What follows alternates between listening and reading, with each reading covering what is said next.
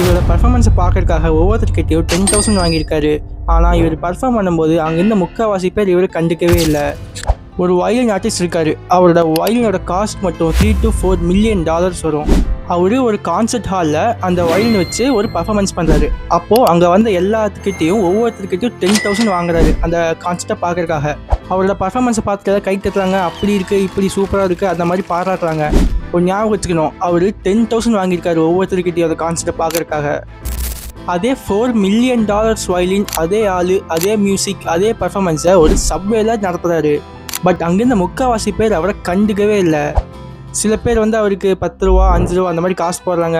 சில பேர் வந்து நல்லா இருக்குன்னு சொல்கிறாங்க. பட் அதே கான்சர்ட் ஹாலில் ஒவ்வொருத்தர்கிட்டையும் 10,000 ரூபா வாங்கியிருக்காரு. இதுலேருந்து என்ன தெரியுது நமக்கு? என்னதான் ஒரு பயங்கரமான எஃபர்ட்ஸ் போட்டிருந்தாலும் பட் அவர் எஃபர்ட்ஸ் போட்ட பிளேஸ் அந்த மாதிரி இருக்குது. இதுலேருந்து நம்ம என்ன கற்றுக்கலான்னா, பிளேஸ் ஓவர் எஃபர்ட்ஸ்.